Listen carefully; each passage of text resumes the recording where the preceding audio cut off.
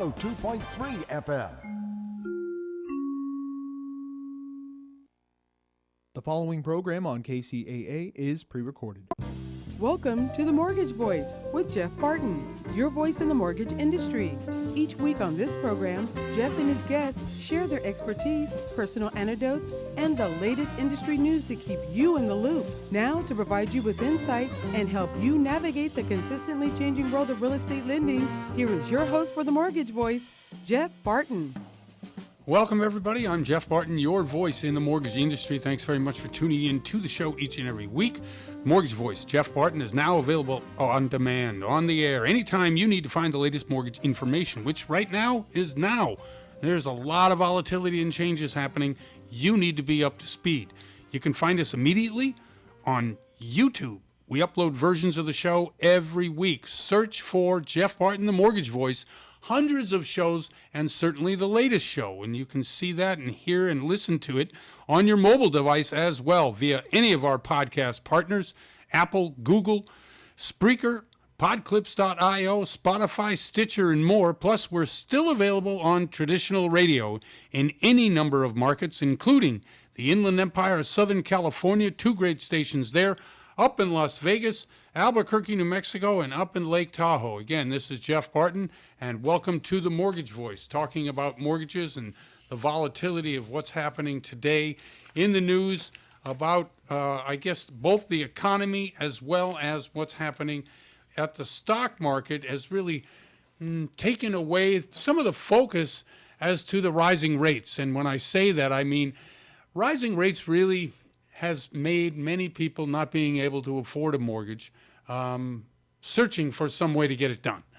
If we raise, and we did raise during the first quarter and a half of this year in 2022, the rates from 3.5% all the way up to almost 5.5%. Now, I think, it's almost 5.5% on the 30-year fixed rate mortgage today, pricing people out of the market. One of the reasons that we price them out of the market, not only mortgage interest rates, and every interest rate, million people less can buy a house, and that's just the way it is. So if we're raising the rates from 3% to 4%, million people can't afford a house anymore. 3% to 5%, well, the math is 2, and we're at about 2.5 million people. We were already in a downside of the refinance market because, at 2.5 to 2.75% and 30-year fixed on a refi market 2 years ago or a year and a half ago, even 6-7 months ago, well, obviously those people cannot refi now because the rates are so much higher at 4.5%, 5.5%, and that's prohibitive.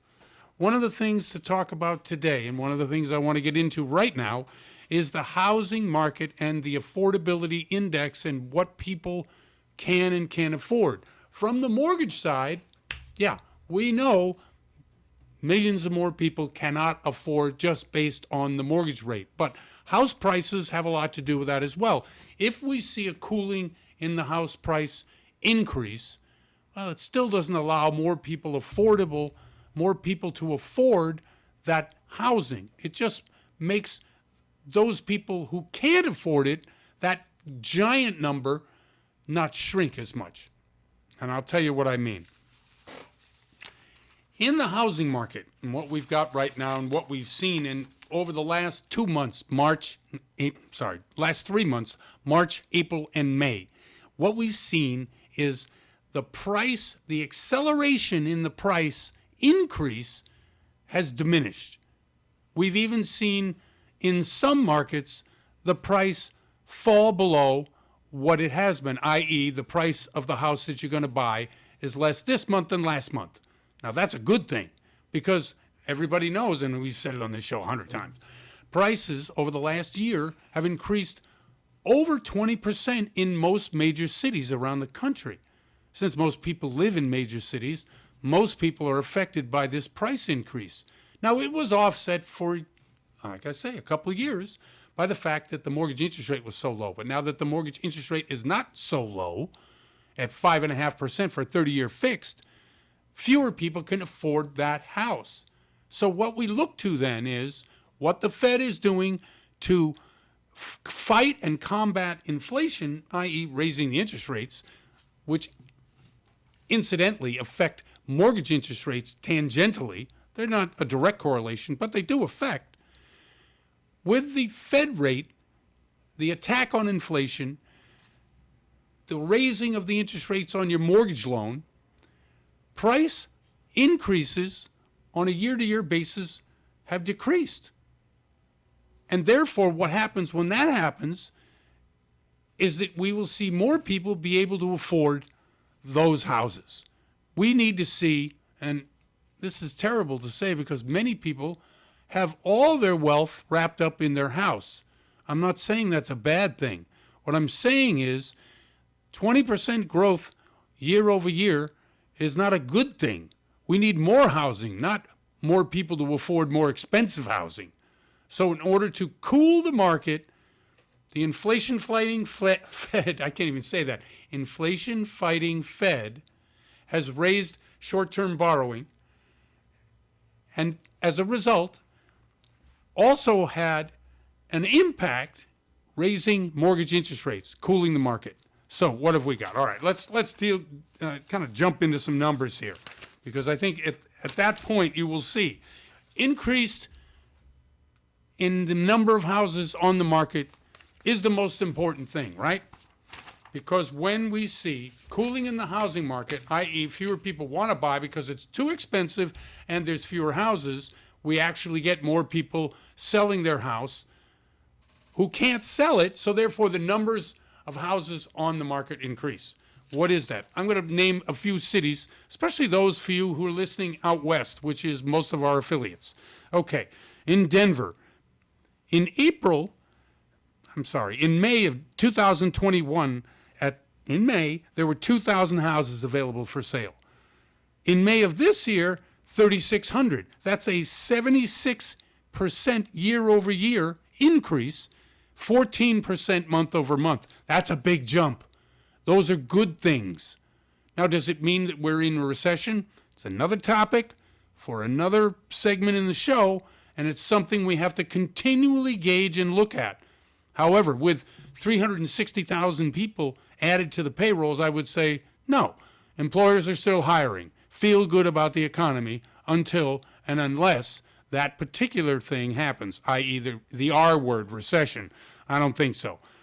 Las Vegas, Nevada, last year at this time, or in May, 2,500 houses on the market. 25 in the whole city? That's 2.5 million people out there. So a year ago, that was the deal in Las Vegas. Now, 4,300. Now, it doesn't sound like a huge jump, but it is a huge jump. Almost 2,000 more houses available this year than last year. Again, having to do with the raising of the interest rates and the raising of the short-term Fed funds rate. All taking money out of the market. People get scared. They stop wanting to buy. Increase in the number of houses and also, conversely, increase in the affordability. In the Northwest, Seattle, Portland, May 2021, 5,500. Today, 8,700, almost 8,800. That's a big jump. San Diego, same thing. May of 21, although this is a negative number, 3,600. In San Diego, price went down. The number of houses on the market went down, 3,200. That's a negative. So the difference between Denver, Las Vegas, and Northwest U.S. and California in general is that in California, Southern California specifically, the housing itself, the number of houses on market went down while they're going up everywhere else. And we've also seen some price reductions, which is also kind of important when we're looking at the affordability. And affordability for you, if you're out there and you're looking in those particular markets that we see an increase in housing, if you can hang on another couple, 3 months, you get into September when the housing season is really kind of over, kids are back in school, people have moved if they needed to move for work, people are settling in for both the end of the year as well as the winter time with the holidays and everything else. That's when you're going to see a major increase in housing, and you're also going to see some inflation numbers which go down. We're going to see housing prices dip a little bit. These are my opinions, of course, and I think that's a great time to look for a house, if you can hold on. If you can't, I get it. but that's when affordability will be better, and it's also when the number of houses on the market will be better. Anyway, I'm Jeff Barton. I'm your voice in the mortgage industry. Appreciate you listening to the show. We'll get to our guest ASAP, and we'll be right back. You're listening to The Mortgage Voice with Jeff Barton. We'll be right back with more in just a moment. For more information on today's topic, email Jeff Barton at info@malibufunding.net. Now, back to The Mortgage Voice with your host, Jeff Barton. Welcome back, everybody. I'm Jeff Barton, your voice in the mortgage industry. Thanks very much for tuning in to the show and listening each and every week. Again, I'm Jeff Barton. If you want to see the show, go to YouTube, Jeff Barton, the Mortgage Voice. Not only this week's show, but I also have my LinkedIn and my Facebook and my Instagram show, which we do about, once every couple of weeks. I've been getting on lately. Been very busy at home. Been very busy at work.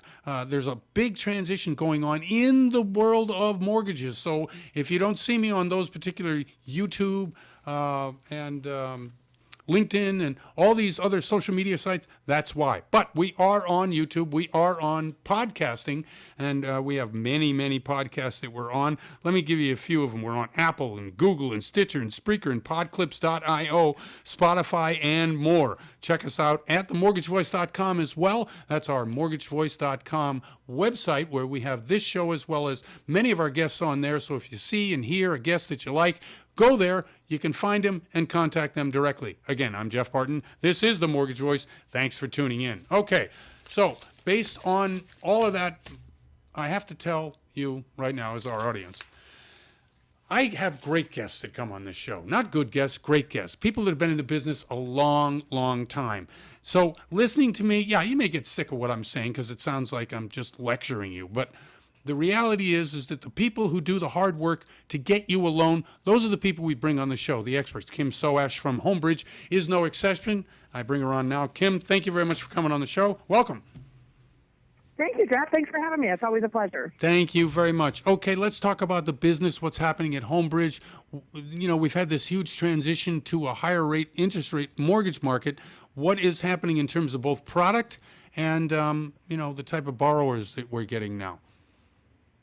Well, I think that, it's not going to be a surprise to anyone to hear that the refi market is, it's never always gone because people want to refi for one reason or another. But the flurry of refi has pretty much gone away, and we're dealing mainly in the purchase market. Right. And then Fannie has really Fannie and Freddie both have kind of lost their interest in or their appetite, I should say, for the second home non-owner occupied market. And so the pricing hits that they have added to those types of occupancies have caused rates that are already high for owner-occupied homes to be even higher for these homes that are second home or non-owner occupied home. And anyone who's maybe wondering why that would be, right. I think that, they look at it that if money got tight and you could only make one house payment, you're going to make the house payment for the one that you live in, not your second home non-owner. That'd be the first one you'd let go. So because of that, it's a higher layer of risk, and so that's why the rates are higher. So the rates have actually gotten so much higher that they are almost in line with where the non-QM rates are, which were higher in the first place. Now they're almost equal. Right. So it's really caused it's caused people to have more of an interest in these non-qualified mortgages, the non-traditional, not Fannie and Freddie, but the investor types of loans. There's that you say that, it's very interesting because the market not only is changing, but so is the way that people are looking at this non-QM market. Tell us a little bit about what Homebridge is doing in the non-QM space.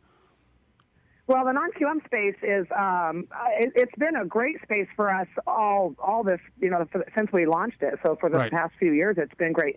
It's been always, it's a good loan for borrowers who are self-employed and can't qualify on their tax returns. And so often if you're self-employed, you're writing off too much for your tax return income is just not going to be enough to qualify. So, or maybe usually Fannie's going to average your income over the last 2 years on the non-QM. If 2021 was a great year, but 2020 not so much, you can qualify with just that 1 year, no matter what your automated underwriting, Okay. finding is. You can just decide to have a 1-year tax return. So it allows borrowers to just use 1-year tax returns or qualify on 12 or 24 months bank statements. They can do something that's called DSCR. It's a debt service coverage ratio, and it means that the borrowers on a non-owner occupied property is going to qualify only on the rental income, so not on anything else. We don't want to know where they work or what their income is. We really are just qualifying the property and its rental income. So we call that investor cash flow, but it's more commonly probably known as DSCR, debt service coverage ratio. We can do foreign nationals. A foreign national needs to be a borrower who does not work or live in the United States. I see. So that's a borrower we couldn't do before. That's kind of new to this product offering. And then investor or asset qualifying. We can qualify borrowers. Maybe they have they have a trust fund or they have a huge retirement fund, and so we can qualify on that and not, again, avoid tax returns in the traditional ways that people usually qualify. So some of the interesting things that we're doing. When you see the to product, give borrowers choices. Yeah, when you see the product mix, either purchase or refinance change, and then whether it's a conventional or whether it's a non-QM, obviously opening markets up that didn't exist before in order to get loans in the door. What do we do with those loans since the GSEs aren't buying them? What happens to them? Because there's so much about replenishing of the money to be able to borrow. I know some companies are hedge fund driven, some are, Wall Street, some are, insurance companies, some are sovereign funds. What does Homebridge do with those types of loans? And what is the product mix from conventional to non-QM? Well, I think that we're doing. I would have said 6 months ago that it was mainly hedge fund, but because we were primarily working with just one investor, but now we're working with about 6 investors in this channel. So it's probably a combination of all of what you mentioned. So I think that I can't say that it's coming from just one area. We are 70% of the business that I've been doing lately, and I would say, probably in the 50 to 60% range for a lot of the account executives. For me, it's been this non-QM area. It's just really wildly popular. Pricing had gotten really high on it about a month ago, but it's kind of come down a little bit. Right. And it's not that it came down as much as the Fannie and conventional came up, non-owner has gotten up so high that now it's not such a bad rate. So, right, now you're looking at these rates like, oh, okay, it's less paperwork. There's more product available for me, and so even if the price is 7%, which they're going from 6 to 7%, I believe. It's still, you're at 5.5% with a 30-year fixed. If you've got perfect credit, if you've got 20% down, so it's not that bad off. It's not that far off. No, and they have options that Fannie and Freddie still don't offer. So they have interest only. So maybe if you're doing a non-owner property and it's all about cash flow, interest only is an option that Fannie and Freddie just don't provide. So it gives them another avenue. And it's got 40-year interest only, so you can do the 40-year term. Yeah, I like the 40. Yeah, so it just gives the borrowers some flexibility. In their purchasing options or their refi options. I got a quick question for you. We have been wanting the private sector to really get back involved in lending. Now, I know that based on what you're telling me, you're not the only company that's going 40, 50, 60%, maybe even more non-QM, which means that the GSEs are going to be buying 40, 50, 60% less. It's going to be more of a 50-50 mix between the investors for non-QM and the GSEs. Isn't that really bringing the private sector back into lending? And isn't that what we've been wanting all along? Well, I think so. I think it's always good when there's not a monopoly of anything, right? I agree. If there's not one person's getting the lion's share of everything that's going on. So, I think that the non-QM for me is still the rate is still better than private money loans. Right. So and there's still an opportunity for people that get into private money loans because it's kind of fast and quick cash to make a purchase, whatever they're doing, and then we can refi them out of it into a rate that's not as low as it was a year ago, but a much lower rate than what the private money is. Right. No, I agree. Hey, listen, Kim, we're up against it. You want to shout out a phone number for people who want to talk to some great source of information over at Homebridge? Yeah, that'd be good. My name is Kim Soash, and my number is 818-970-4016. Kim, And I'd be happy to discuss anything with anybody. Kim, thanks very much for coming on. I really appreciate it. Looks like we've almost got our Stanley Cup set. One more team needs to get in, but go Avs. They're looking strong, aren't they, Jeff? They're looking strong. They're looking strong. Kim, thanks for coming on. I appreciate it. All right, you're welcome. All right, I'm Thanks Jeff very much. Barton, your voice in the mortgage industry. We'll be right back. You're listening to The Mortgage Voice with Jeff Barton.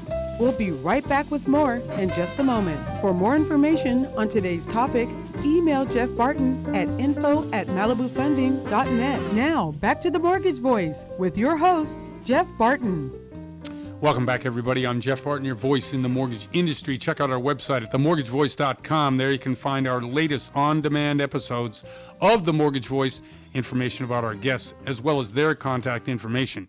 You can also read my blog, which keeps you updated with the very latest mortgage news. Check it out. Bookmark us. That's themortgagevoice.com. Okay, I'm Jeff Barton. This is The Mortgage Voice. Thanks for tuning in.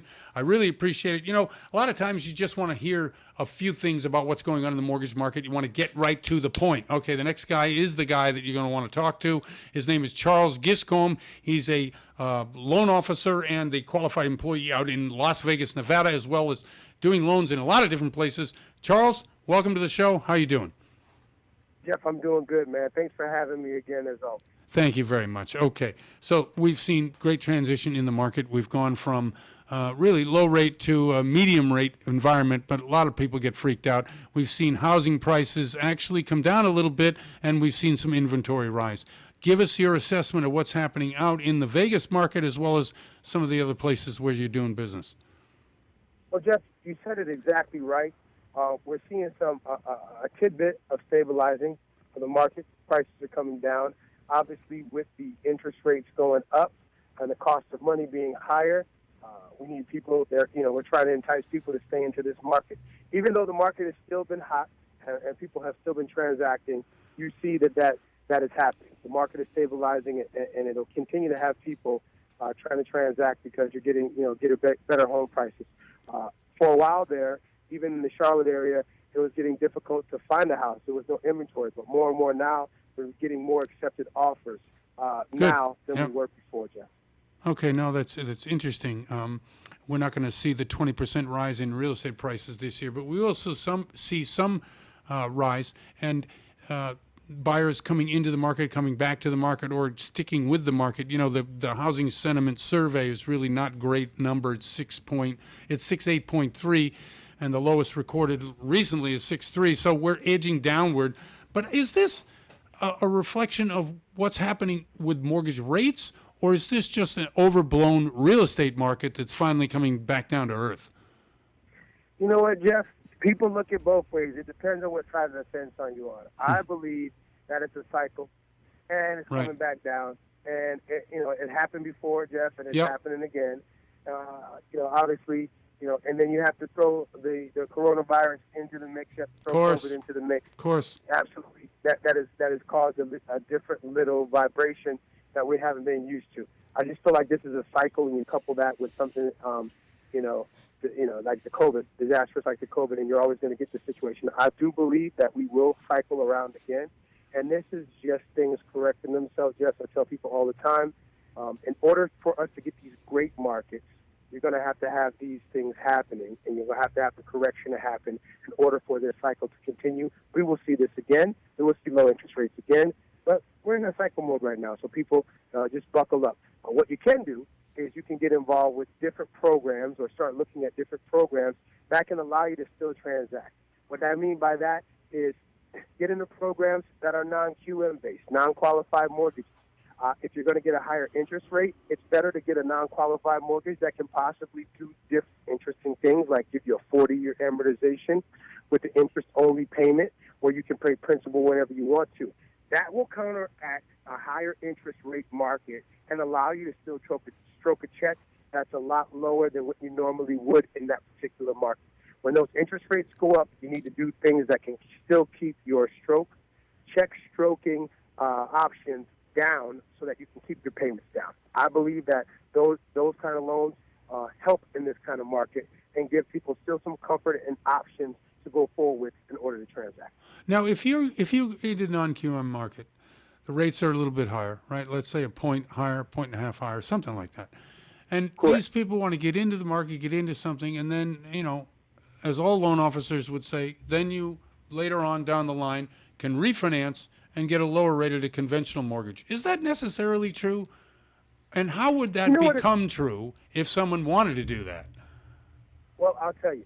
So there's a lot of different programs that you can get into. You can get in some programs that have prepayment penalties, and they offer you different terms because they're offering a prepayment penalty. That's because the lender only makes their money off of interest payments. So they want you to stay in the deal for a certain period of time. Okay. What we like to do over here, we have other options at Malibu Funding. What we like to do is utilize programs that don't have any mortgage insurance and also offer no prepayment penalty. So if the interest rate is going to be a little higher, you're looking for another or a different perk or more perks on the other side to kind of help you get a good warm and fuzzy feeling about doing a transaction. That's why I always tell our clients, if I can get you into an interest rate that's it's not hard money, it's hybrid money or a little bit lower, it might be a point and a half higher, but give you no mortgage insurance and give you no prepayment penalty so that you can refinance into a conventional loan when the market corrects itself and the rates adjust themselves. Would that be something you're interested in? Most times than not, Jeff, that's what that person says. As long as I can go back in, Charles, and I'm not locked in and committed for a period of time, and I can go back in whenever I want to when the market corrects itself, then that's a loan I like because it does offer me some other things I can do to keep my payment down. I always advise or suggest that to our clients. That's another option for you. Now, I've looked at the Las Vegas market, seeing that houses actually on the market have increased this year over last year by about 2,000. So you have 5,000 plus versus 3,000 plus a year ago. Right. This kind of trend is really based on either sellers coming to the market wanting to sell because it's the highest price they're going to get, and they realize obviously that the market's going to change, or it's because a lot of people have just gotten worn out in this market. Where do you see opportunities in any major city, in any area, for buyers? And then obviously, what do they do about the financing element for that? I mean, listen, we do loans all over the country. Obviously, if you want to do a traditional loan or you want to do a non-QM loan or a commercial loan, we do them all. There's a lot of opportunity. As the houses begin to correct themselves, individuals still should be looking, as far as the values are concerned, looking. There's some really great deals out there. Mm-hmm. There's some really great deals, and they won't be as competitive because the market's correcting itself. You always can expect a hot market and no properties to be on when the sellers have their pick of buyers that are coming in cash and overbidding and bidding. But I can tell you, there are properties out there. We can provide financing for any of those situations, whatever your structure might be, no matter where it's at. And I will tell people, continue to transact, because although the values are coming down, they're still making you money. What happened to that shadow inventory of all those properties that were in yeah, thank you. I mean, we were expecting this flood, and all of a sudden everybody got distracted. But all these people that were in this forbearance program, what happened to them? They didn't all come out. What happened to the million houses that were in foreclosure? Jeff, that's one of the magical unicorn situations that we hear in the industry all the time. Jeff, you and I talked about this the last boom. Last drop. We talked about the properties being available. And guess what? There were not that much more, Jeff, available. Right. You know what I mean? It just, when the market started correcting itself, that's when the deals started happening again and people started moving again. So it looks like there's properties on there, but Jeff, you and I both know that that unicorn just didn't show up in our backyard, buddy. Well, who's got? That's what I mean. So corporations or the big buyers, they step in, they take over, they buy them as corporate properties and rent them out, and they just become properties taken off the market artificially because the general public has not been allowed to get in on the deal. It's just one of those things where you're like, well, one of the things we have is a housing problem here. How's it being solved when you convert these to corporate housing rentals? I don't see it. Hey, listen, if there's a magical REO department, they're not letting too many people Right. in, Jeff, so we're not being privileged. Right. So, and the reason I'm asking the question is just because there's many people who are listening to the show going, yeah, whatever happened to those? I was waiting around. I'm looking Absolutely.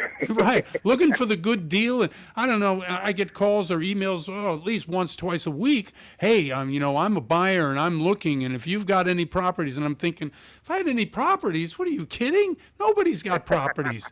Jeez, I wish I did have properties. Okay, There's no properties available. we had about 30 seconds left. You want to tell people how they can get in touch with somebody who's not only got their hand or their finger on the pulse of what's going on in the housing and mortgage markets, but also a terrific loan officer that really knows how to get you a loan. Hey, Jeff, I appreciate that so Sure. much. If you want to reach out to us, please reach me at charles@malibufunding.biz. That's charles@malibufunding.boy Isaac Zenith. Or you can reach out to me at 702-328-5191. We are always available and looking to help individuals earn while we learn. We want to teach you the mortgage industry while we're helping you get transactions done. That's it. I'm here. Thanks very much, Charles. I really appreciate it. Malibu Funding NMLS number is 79620 for those. Charles works for Malibu Funding. Chuck, thanks very much. We'll talk to you soon. Jeff, I appreciate you having me again, man. Great. I'm Jeff Barton, your voice in the mortgage industry. We'll be right back. You're listening to The Mortgage Voice with Jeff Barton. We'll be right back with more in just a moment. For more information on today's topic, email Jeff Barton at info@malibufunding.net. Now, back to The Mortgage Voice with your host, Jeff Barton. Welcome back, everybody. I'm Jeff Barton, your voice in the mortgage industry. The Mortgage Voice with me, Jeff Barton, is available on demand and on air anytime you need the latest mortgage information, which is right now, volatile market, changing all the time. Okay, you can find us immediately on YouTube. We upload the version of this show every week. You can see this show, hundreds of shows. We've been doing it 8 years, so yeah, we have a lot of shows there. Just search for The Mortgage Voice. You can also listen to the show on demand with your mobile device via any of our podcast partners, Apple, Google, Spreaker, IO, Clips, that's really podclips.io, Spotify, Stitcher, and more. Plus, we're available on traditional radio. Donna, yes, here are the markets. Inland Empire, Southern California, Las Vegas, Nevada, Albuquerque, New Mexico, and Lake Tahoe. This is Jeff Barton, and thanks very much for tuning in. Okay, so we bring to the show, as I've talked about many, many times, people that know way more about their local areas than I do. We give a macro, we talk about economy, and we talk about Fannie and Freddie, but to get to kind of the nitty-gritty of the markets that we're in, we bring local experts onto the show. Now, this person is terrific, both not only as a local expert in property management in the Las Vegas market, but also in social media and how she communicates with people out there in the marketplace. It's kind of a hybrid person who really does a great job, and we're really privileged to have her back again, Joanne Munns. Joanne, how are you? I'm doing great. I'm going to have to slip you an extra $20 for that intro. My goodness. You got the $30 one. No, I'm just kidding. No, I really appreciate you coming on. Okay, so the market and what's happening. You know, we talk about rentals all the time on the show and I just got off the phone with another guest who was talking about the shadow inventory that never showed up, and I say, yeah, because big corporations buy it, hold on to it, and then rent it out, so we never really get, the full inventory of properties on the market ever back on the market. What is happening in the rental market there, and how do you handle, not only showing, but price increases and the lack of availability in the marketplace? You know what? It's a very challenging market at this time. Properties, but I've noticed, like in the last 2 weeks, has been just a little dip. You used to be able to throw a property out there for whatever an excessive price, right? And you'd have 10 applications on it.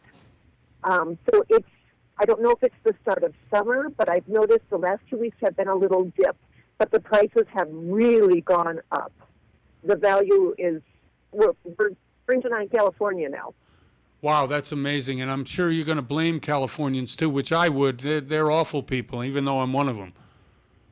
I'm not going to blame Californians on there, but they are bringing their influence. Nevada does, in some aspects, mirror California on several things.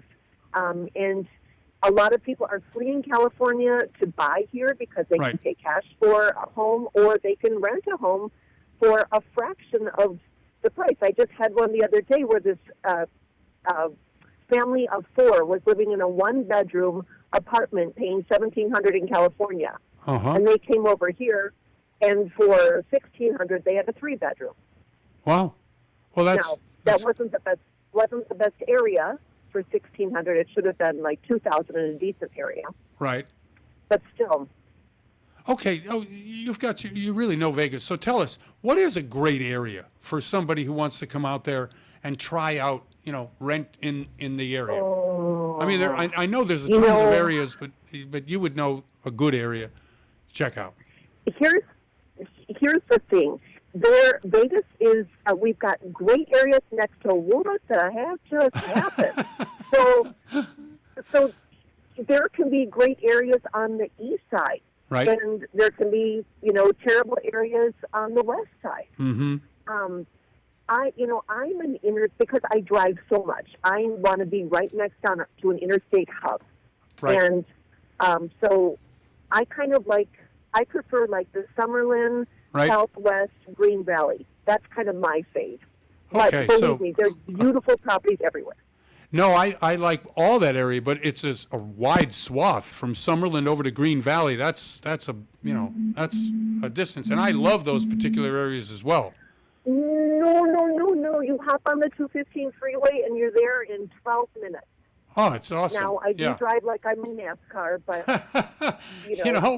I love the way they designed the highways during the last boom to really prepare for this particular boom. Now, Vegas, we talked a little bit earlier. The main problem with Vegas is obviously the water. Where's it coming from, and how's growth going to be fueled if there's no water? Any answers to that?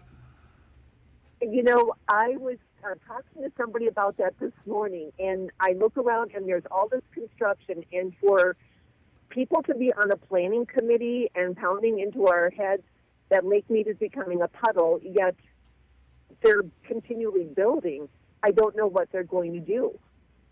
Right. I honestly don't, unless there's a secret water supply somewhere that we don't know about. Other than the ocean? No. I mean, and you're quite a ways from the ocean, but, Vegas would build the pipeline if they'd let them. Yeah, we do a lot of things if they would let us. Yeah, I remember that idea of putting down a rail line from Los Angeles to Las Vegas. They never did it because Los Angeles didn't want to see the money flowing out of town. It always follow the money and you get the answer, right? Right, absolutely. That's okay, always how it works. Let's talk a little bit about real estate sales.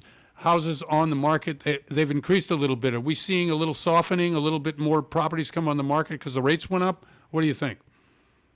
I think the same amount of properties are going on the market as before. Okay. And people, I don't think people are feeling the pinch of the higher interest rate just yet, because it's slightly, and people can go, when you're buying, you can go a little beyond your budget.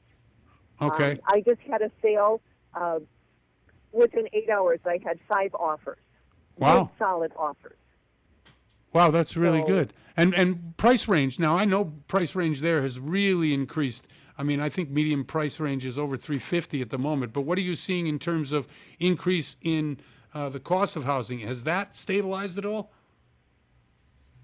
No. I think we're still inching up a little bit. Okay. I don't have a crystal ball, but it is going to level up at some point. Sure. When that will happen, I don't know. Again, let's see what the interest rates do. Yeah, you were and around. Also, go on, I'm sorry. we're also coming into summer when there's usually predominantly a lot more movement. Families want to move before school starts. So let's Right. just kind of see what happens. Go ahead. No, I was interrupted going you. to say you were around during the last recession back in 07, 08, right? I mean, I'm just saying you probably were. I was too. So in comparison to that, do you see recessionary indications that you hear about on either Bloomberg or CNBC or any of the news channels that handle business? They're talking about that. And are you seeing any signs of that? Because that's, the first signs would happen in either demand or in supply or any other of the indicators that we might be going into a recessionary cycle? Well, we are in a bear market, and Right. historically, Right. every time there is a bear market, 6 months later, there is a recession. So Okay. let's look at things. I think we are going to head that way because the cost of living has gone up here, and but the wages have not. So I think there's going to be some big problems coming. Okay. People can't afford. They can't afford to even rent. I know I don't know how. Well, most major cities are like that, and Las Vegas, which really, it's all about growth there and has been for the last 15, 20 years. It's it's interesting. I don't know what's going to happen. I'm afraid of recession, obviously, because I think like the last time, Vegas would be a hard hit city. Now you're saying that wages haven't gone up even at the casinos, even with No, wages have not gone up, and they're on skeleton crews now too. Right. Everywhere we go, like I went the other day to a restaurant and it said, "Please be patient with us. We're short-staffed." Everywhere you go, there's help wanted signs. Nobody wants to work anymore. Right. Well, I mean, So, if they're there's a not lot making of- any money. There's a lot of things going on, but Right. that has nothing to do with what we're talking about.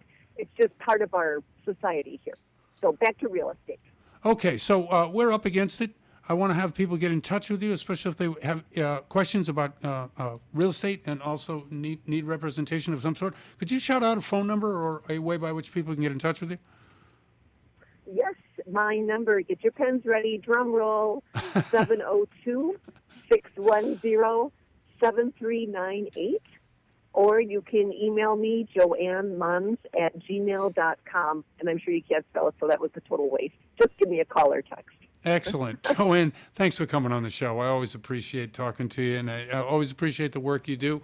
And, let's get together soon. Thanks, Jeff. Have a great day. Hope to see you soon, too. Bye-bye. Bye-bye. That's Joanne Munns. I'm Jeff Barton, your voice in the mortgage industry, and we'll be right back. You're listening to The Mortgage Voice with Jeff Barton. We'll be right back with more in just a moment. For more information on today's topic, email Jeff Barton at info@malibufunding.net. Now, back to The Mortgage Voice with your host, Jeff Barton. Welcome back, everybody. I'm Jeff Barton, your voice in the mortgage industry. Thanks very much for tuning into the show. We are on each and every week, and our show is available whenever and wherever you need information, even if you need it right away to fit your busy schedule. We make it easy to watch and listen to the show. Find our episodes on demand from our website, themortgagevoice.com. We're also on SoundCloud at The Mortgage Voice, and our Mortgage Minutes weekly program is also available on YouTube and in podcast form wherever you get podcasts, including Apple, Google, Stitcher, Spreaker, Podclips.io, Spotify, and more. Again, this is Jeff Barton, and welcome to The Mortgage Voice. Okay, so each and every week we bring great information to the show. We try to bring guests that also augment what I'm trying to say here. Actually, they usually bring programs or ideas about what's selling in the marketplace specifically. I get into some of the macro ideas about what affects mortgage rates, what's affecting housing, and the guests who come on talk about specific programs with their lenders or how they're dealing with problems when it comes to getting loans approved. Getting loans approved right now is a little bit easier because there are fewer of them, and lenders are willing to look at additional documentation or additional types of loans products in order to be able to get loans in the door. We have a number of lenders who have laid people off this year.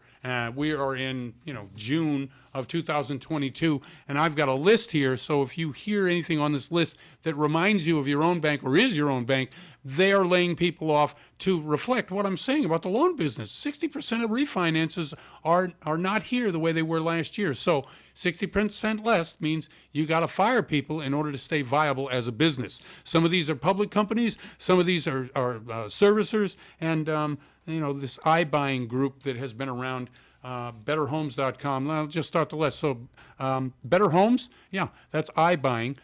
They would buy, they would have salaried people, they would sell, they would fix up. But that whole model is not really, Zillow got out of the business, so they're out. So Better Homes is laying people off. Movement Mortgage, which I don't know where Movement Mortgage is. I think it's in the Midwest. They're laying people off. InterFirst, we talked about it 3 weeks ago, maybe even longer. They're laying people off. Fairway, which is a big lender down in Texas, they're laying people off. Guaranteed Rate. Anybody who's looking for a rate, who looks rate.com or tries to find it, will find Guaranteed Rate as one of the top pop-ups on their Google search. They're laying people off. Loan Depot, which is a public company, they're laying people off. PennyMac, laying people off. So all of these companies, and there are many smaller companies you've never heard of, they're laying people off as well. Why? Because overhead kills you in our business. It's one of the most, in opposite of what the economy is doing is how well the mortgage business does. In times like this, when we see a rise in interest rates, when we see inflationary issues, when we see potential recession on the horizon, the mortgage companies don't do as well. When, in fact, recession hits and the Fed lowers interest rates, the mortgage companies do better. The reason is that the rates get dropped and people refinance, either to pay off debt, either have capital to be able to do something, or just to be able to get a lower rate than the one they already have. So it stimulates the mortgage industry. So when times are good, the mortgage industry is not so good. When times are bad, the mortgage industry rocks. And so we just come off 2 years of some of the most incredible, great times that we've ever had. This and the last recession in 9, 10, and 11. Yeah, that's when rates get lowered. That's when mortgage companies do better. Also, in news to use, as I said earlier in one of the segments, job growth, 390,000 people were added to payrolls in May. It kind of belies the fact that there's so much recession talk. Now, if you listen to Chase, or you listen to Wells Fargo, or you listen to some of the Wall Street people talk about what's happening, it's growth versus recession, right? So if you don't grow for 2 straight quarters, you've got negative growth. Well, that's what they call a technical recession. A recession in Main Street people means that you're getting laid off work. You don't, what are you going to do? The value in your property goes down. A lot of things bad happen. Many people get laid off, and that's not what's happening right now. So there is a balancing act going on at the Fed to try to make, or what they call a soft landing, which really means, you have a recession, but you're not laying people off. You may see some lack in demand and may see some companies lose money, may see stock portfolios losing money, may see some assets depreciate. However, most people will remain in their jobs. Most people will be continuing to work. And hopefully we would see in that time of a brief recession, which is what they call a soft landing, inflation get better under control. So even though you may be losing some money in your salary because prices got too high in your, whatever you're buying, cars, gas, food, rent, mortgage, that those, in fact, numbers will begin to steady, and therefore, coming out of the recession, we will see some loosening of restrictions, but loosening of lending rates by the Fed, and therefore stimulating some of the economy. It's amazing how integral the Fed is in all of this. It wasn't like this always. It was more supply and demand. It was more about looking at your own company's reserves and ability to borrow. But when money is loose, i.e. what happened during the pandemic, companies find it easier and easier terms from other companies to borrow money. Borrowing money at 3% for a company, 2%, 1%, means that it's easier to be able to repay those loans, and it's easier to be able to pass those particular savings or those particular great deals onto consumer, thus stimulating purchase. Now, that happened during the recession, during the pandemic, and we're seeing some of that not happen now because people are scared. They don't really know what's going on. And anybody who's paying attention, as I said, watching recessionary news go, oh my God, I better save some money. Now, we saw huge savings rate during the pandemic, like some $1.5 trillion were saved that wouldn't traditionally be saved. Coming out of that, we have seen a lot of spending of money, i.e. keeping the economy really robust. The jobs number is indicative of that. But what that really means is that savings is being spent. Does it mean that people are making more money? Does it mean that people are getting hired so that they're now getting a job and they're spending more money, which would be in a traditional sense what happens when you come out of a recession? That is not happening. So it's I say, a balancing act, and I'm not the only one saying this, a lot of people are saying it, for the Fed to be able to either fuel growth with lower interest rates or make the interest rates go up, i.e. lessening the inflation. And these are the two things that we're fighting with right now, and it's kind of a wait and see.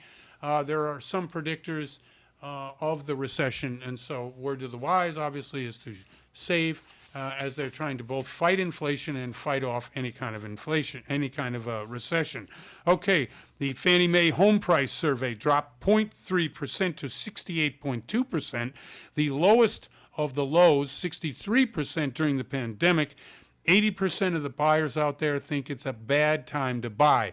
Okay, non-QM and the GSEs. What's non-QM? We talk about it all the time. There are government loans, there are GSE type loans, which are the 30-year fixed rate W-2 loans, 10% down, 20% down, no PMI. Those type of loans which are bought by Fannie Mae, Freddie Mac, or the FHA product bought by Ginnie Mae.